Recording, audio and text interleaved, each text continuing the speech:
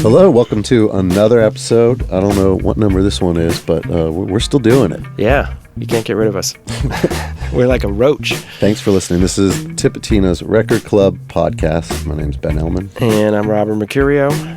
We're here to discuss, well, we're not going to discuss, but it's all about Taj Mahal. Yeah, yes, for sure.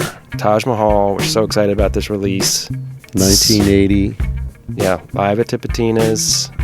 Solo, just him, a mic, and a guitar. You know, as you know, maybe some listeners don't know, but I'm a harmonica player. Taj Mahal was like one of the first guys that I ever listened to that set me down this path, this journey of music and discovery. Really? Yeah, because into like blues or just in general? Taj Mahal was about so much more. He did country blues, electric blues, Hawaiian music. There's so much. He did so much music. He was ethnomusicologist. Yeah. And a historian and a teacher and all that stuff. So wow, come full circle. This is cool. Yeah, no, I mean, and from 1980, I think he was just in a great spot musically. He was, man. God, his voice is so good. Yeah. I mean, it still is awesome, but he just, man, he could command a crowd for, however long, 90 minutes on stage. Yeah. Had the crowd and every note. Unfortunately, he does not play any harmonica on that set. Yeah, I know. Ironically. I would have been pissed if I was there, but I was 10 years old, so. Play some harmonica! You would have been that dude in the crowd? Yeah. But so grateful that this recording is seeing the light of day. Yeah, never before heard, it's never been released. Recording that we're just so happy to have people hearing. Yeah. I think before we introduce this amazing interview that we have, pitch the club, do the pitch. Yeah. Oh, I'm going to do the pitch again. All right. So, Tips Record Club. If you're not a member, you should be, and it's. What is it? The Record Club is a subscription-based, every other month vinyl release delivered to your door that is curated by Ben and I, and it focuses on the culture and music of New Orleans, the Gulf Coast, and artists that have played in the area that kind of tie into it. Taj is obviously not from New Orleans, but he played at Tipitina's. So, we try to re-release, reissue rare, older releases that have never seen the light of day in a long time or should have been re-released and haven't been. We try to dig deep, Gems. That's a good way to put it. Gems. It's kind of like the Bacon of the Month Club. Yeah, but which I was on for a second. Which was absolutely amazing. It is, but this one won't rot if you get it in the summer. Bacon of the Month Club, but instead of bacon, hopefully some music you'll really enjoy. Yeah, get it every other month. So Bacon of the other month. And we should also mention that we are coming upon the holiday season. Yes. So this is something that would make a wonderful gift for really your does. music-loving friend. Send them a subscription. It'll last a year. I think Ben and I have both given it as gifts, and people seem really happy about it. And it is. It's the gift. You get that call like, oh man, this is so cool, all year long. Yeah, it's a gift that keeps on giving, and this is You're gonna hear some stuff that you're never gonna be able to hear anywhere else if you don't belong to the club, unless you belong to the club. Yeah, join the club, give it as a gift. Mm-hmm. So what we have for this podcast is one of our favorite writers in town, Jennifer Odell, who pens a lot of our liner notes. She's an amazing writer, great researcher, and a lovely human being. Got an exclusive interview with Taj Mahal on the telephone, and they ended up speaking for a couple hours, I think. I think so. I think it was supposed to be a 20-minute interview. It turned into 2 hours. Yeah, so we're not going to play all 2 hours, but there's some little tidbits here that we're going to roll and play a little bit of the performance at Tipitina's from 1980, and we hope you enjoy it. Yeah. I wanted to sort of ask you to give me like a sense of what was going on in your world. And this is from the summer of 1980, this recording. And I noticed that you're singing about the country, you're singing about fishing, and you're in Hawaii within a year from this concert. So I'm wondering if you already had plans to move to Hawaii, or if that was just if we're hearing like the beginnings of this idea. I come from independent people, partially from the Caribbean and partially from the South. So our mindset is totally different. The reason I got into this music was that what involved me was that I was amazed that you could hear so much music. Both my parents were musical. My mother was a school teacher from South Carolina. My father was a jazz musician, classically trained jazz Caribbean musician. So I grew up in a household very much aware myself in terms of my culture. And I did not understand why so many Americans, both black and white, threw the baby out with the bathwater when it came to culture.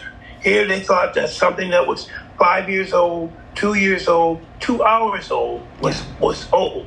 And it's absolutely ludicrous. You know, here's this great music which was captured, you know, since the 500-year, you know, time that we lived in the United States. Okay. And our hard drive was scrubbed 500 years ago. And what seeped out, what was left, helped build this country and helped build music in the whole world. So why are we letting this thing go? And, well, part of it was because we didn't know how to deal with the commerce in this country. Okay. And the commerce in this country was able to, you know, record and capture a moment and turn it into, something that you could sell, a commodity. Okay, so people start thinking in terms of, oh, that was, let me think of a good song. Oh, I got my mojo working by Muddy Waters. It's no good anymore. Right. We need a new mojo or a new song. And this is not correct. When you go back and connect to, which I have, and which probably toward the end of the 90s, which is something that I wanted to do forever, which was reconnect with the infinite amount of music that was connected in Africa, where it had no Western influence whatsoever. So my life has all been about regaining, you know, the information and replaying it and reworking it and rearranging it and showing people just the value of, you know, the simple life, city life, the blues life, the country life, you know, and I lived in and out of that.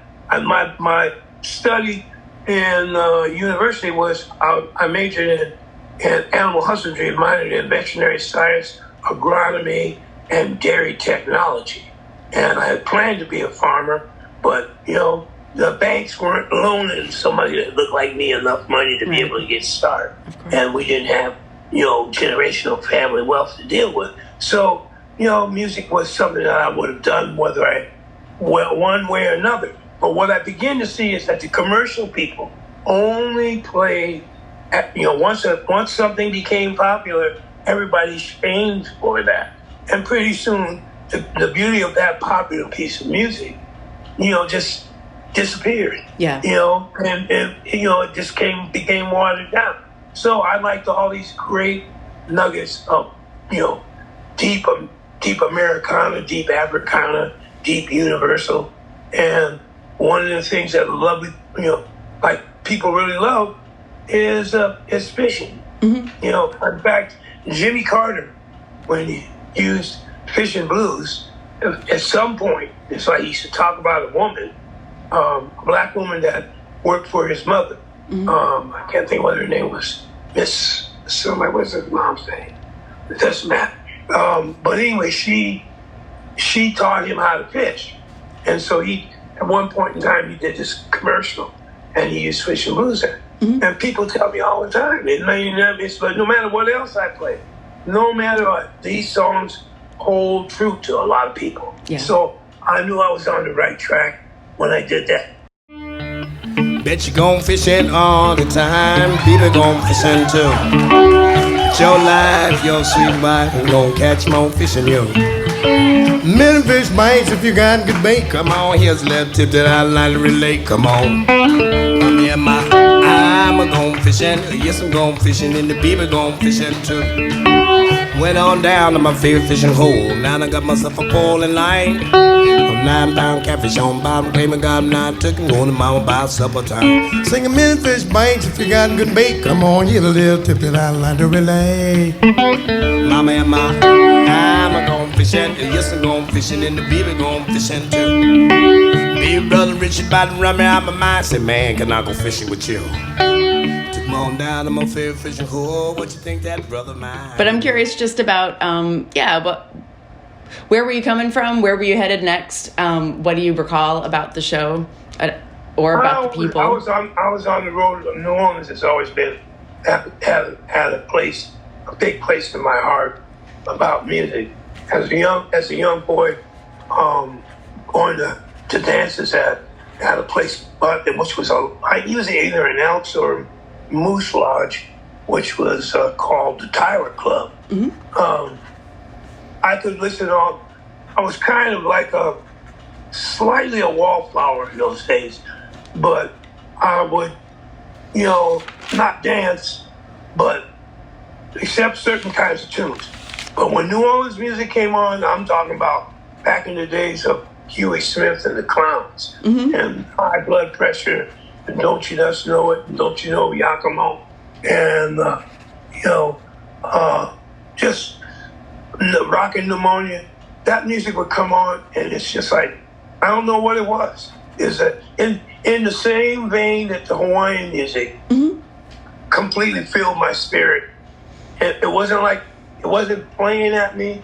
I was already there, and I needed to find a hand, and we needed to get on the dance floor and cut it up, And so, but there's that, and then there was, of course, a lot of the jazz, and the city, the culture, and what people did and how people live. New Orleans was really fantastic for me. So it was always someplace that I wanted to be accepted by the people that lived there, because I knew that they had a high degree of musicality, mm-hmm. and they were very sophisticated in their taste. So it was exciting for me to come there and play. Mm-hmm. So anytime, for whatever reason, mm-hmm. Just go to the city. I took a trip one time with my wife at the time. We went from Berkeley all the way down Highway 1 all the way down the coast, crossed the border into Baja California, halfway down Baja California, all the way down to Cabo San Lucas across the Puerto Vallarta, over into Lake Champala to Paracho for the Guitar City, and then out back to Colima, down to Colima, Manzanillo, Morelia, Pátzcuaro, Querétaro, San Luis Potosi, Nuevo Laredo, Texas, all the way across into New Orleans. And then tried to get out of New Orleans every day. We say, well, we're going to leave today. Yeah. Then we would go by Dookie Chases. And it was another day. It took me 10 days to get out of that city. Well, that means you're doing it right. I had a great day. Had a great time. And always in New Orleans for whatever reason, I'm just always ready to be there. Yeah. And so, I was on the road doing a lot of, like you say, a lot of solo dates. Sometimes the way the economics are, that would be better for me to do it that way. Of course. Even though I would love to have a band out there, just never, hit the lottery as far as the record industry was concerned. But as far as the people who liked what I did, I had an audience, and there was ways I could get out there and do that. Mm-hmm. So, yeah. Do you happen to remember that night in particular? Yeah. This show? Yeah, I remember it was like, first of all, I was happy to be there because of as I said, because of who the audience was, and just get on stage and start playing, have fun. It's not rocket science, call upon your ancestors, mm-hmm. and when they say, okay, you got it. I'm earning Kato. Back I got to talk to Kato and tell him that what I liked about his music was that it's like a lot of blues ends down. He goes, da da da da da da da da da. But New Orleans music goes, well, the one person I know is my mother-in-law, mother-in-law. She wear me so. And I said, never telling Kato, I said, man, what I love about your music, I said, you don't end down, you end up. He said, you right, brother, you right. You right, man, you right. You know, it's like always. New Orleans, you can live there from forever, and you'll never get it all, and you'll never do it all. You'll never eat it all. You'll never feel it all. Sweeter than a honeybee, baby, been sweet on me. Sweeter than a honeybee, queen bee. Rock me to my soul, love me to my soul, baby to my soul, rock me to my soul.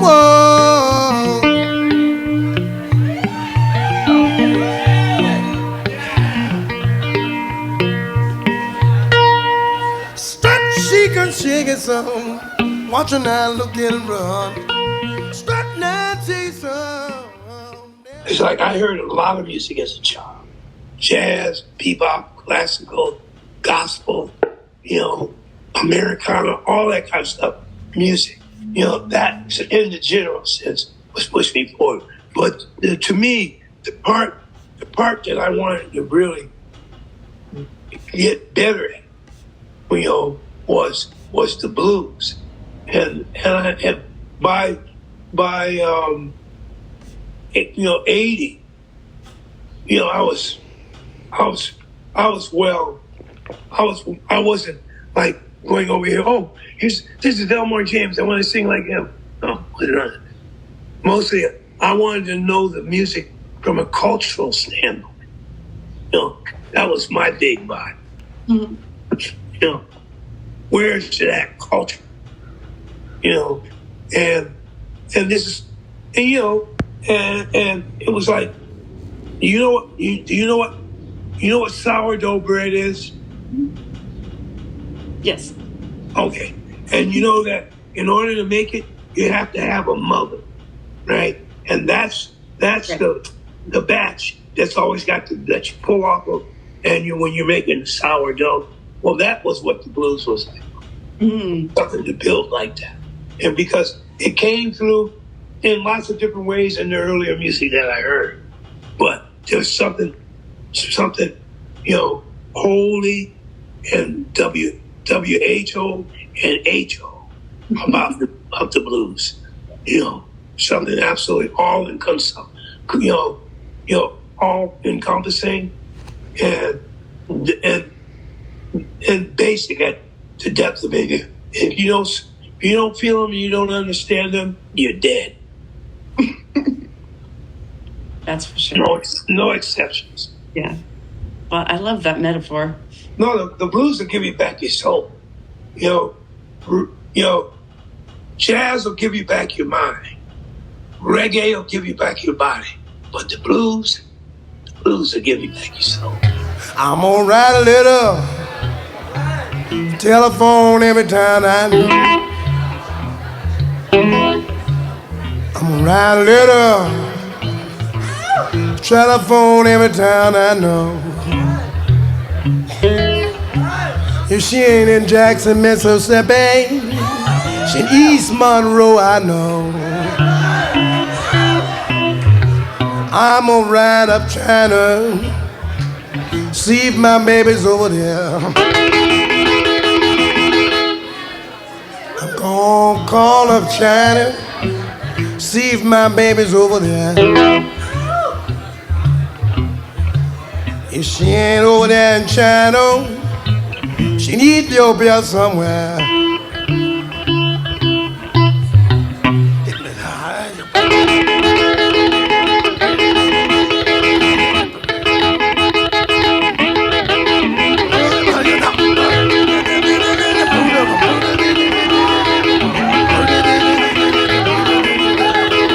Getting up soon in the morning, leave I dust my brow. Candyman is on there. What's the backstory? That one is backstory is that it's a Reverend Gary Davis song, and there are very few people who could actually play it like him, and it's one of the premier finger picking songs, and its roots go all the way back to the 11th century in Mali, to the Koran, the Ngoni players, the Kamala Ngoni players. That 3-finger picking style, its ancestor and is back there. So it's really exciting to learn that syncopation and to be able to play that music. Mm-hmm. And and it was one of the tunes that I recorded when I was playing with Ry Cooder and Jesse Lee Kincaid, those guys, and the Gary Marker, Ed Cassidy, and Kevin Kelly eventually. And the Rising Suns was one of our tunes. Actually, it was a single that we put out. It was great. We were trying to re-anchor people in the deep music of this country. Mm-hmm. And Reverend Gary Davis is also someone that I feel like in every interview that I've read with you, his name comes up very quickly, very early on. Can you talk a little bit more about his what his music has meant to you beyond the I get the stylistic stuff that we just talked about, but he was a fully adult grown man when I met him, and I ultimately had never really heard his early music, and then eventually did. There was 2 volumes that was put out of him recording. I mean, they just missed him. They really did. He's a guitar wizard. He grew up during the years that the piano was expanding in terms of blues and ragtime, and he transferred all that ragtime stuff to 1 thumb and 1 finger on 6 strings on a guitar. So he played the guitar more like it was a piano than it was a guitar. And I would say he was the big boys' music. I mean, it been finger picking. And he was a very interesting man. He was very patient. He knew exactly what he was playing. There were no luck notes in his music. He took a couple of different people under his wing. One amongst them was Blind Boy Fuller. And, North Carolina, Upper Georgia player, so, the string tradition was really heavy with him. And, get to meet him and talk with him, and he was a lot of fun, as an elder to talk to, and he came by. Well, he and his wife came and visited me, and when I lived in Cambridge, the other guy that was sharing the apartment with, he knew him, and they came by, and he picked up my guitar. And it's so funny because however I tuned it was in tune for him. He said, "Oh yeah, I like this guitar. It sure sound like must be like a Gibson." I said, no. I said, "Yeah, it is." I said, "But it's Epiphone." He said, "Oh, they're good guitars too." In fact, I have a guitar here that I just had. I have my first custom-made guitar in all these years of playing, and it was custom made on the same style of the Reverend's guitar.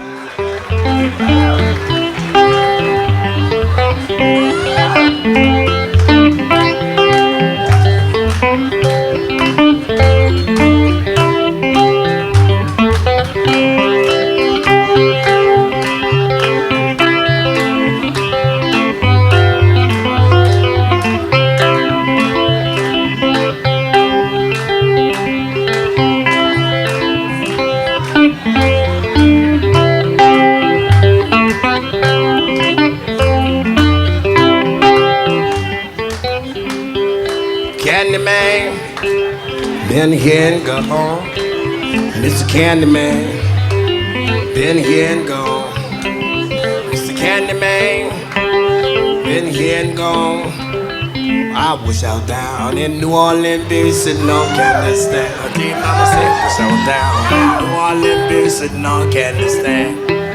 Candyman, he's a salty dog. Mr. Candyman, he's a salty dog. Mr. Candyman, he's a salty dog. I wish I was down in New Orleans, baby, sitting on a candy stand. In fact, you know that I am down in New Orleans, baby, sitting on a candy stand. Little red light, little green light, little red light, little green light. I think the only song left is would be Chevrolet, if I'm not mistaken. Maybe it's the last one on there. It's so much fun.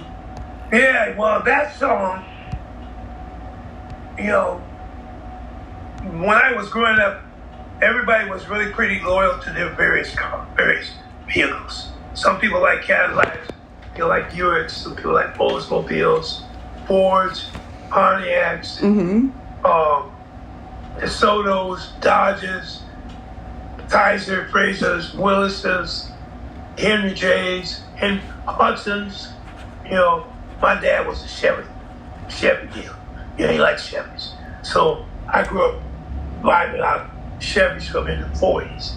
The first car I really remember was like a 46 Chevy Coupe, 4-door. And then I didn't know that I didn't know nothing. You know, other than, see the USA in your Chevrolet. I didn't know anything that was, you know, Chevrolet. You know, I mean, what? Listen to the notes. Feel how that feels. And, I mean, you can walk down the road and see that everything's all right. Chevrolet. You know, I mean, and you know, to do it, the original recording that I did of it was really great. I really enjoyed it. But how I heard it, the first place I heard it was Ed and Lonnie Young. And they were from the hill country of Mississippi, and they had fife and drums. And Ed sang and played the fife, and Lonnie played the drums. And then they had snare player. And Napoleon Strickland, and what was the other guy's name? Anyway, yeah, I love that song. Yeah. And working with Jesse Davis, because see, I had the middle of the song. You know, he's the one that put Okay, I didn't know that. That was my first question when I heard. He played it. Yeah, he's the one that put that on there. And Bill Rich, bass player that always plays with me nowadays. He's been with me for about 50 years now. And we played in Jimmy Odie, played drums. And yeah, we had a good time. Yeah. It was a great band. Buy your Chevrolet. Oh, gonna buy you a Chevrolet. Just as something for you. Oh, baby, just as something for you. Pack a like a knob.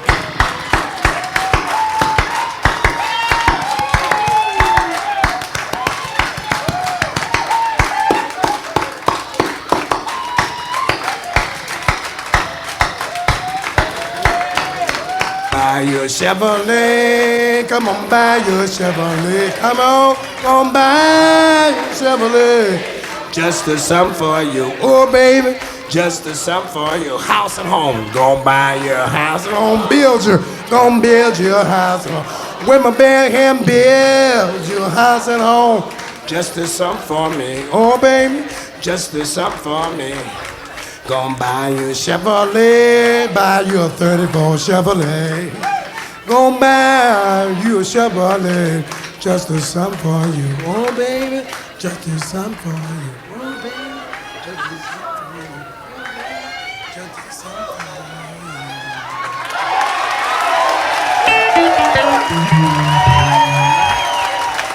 Thank you. Woo. Thank you, thank you.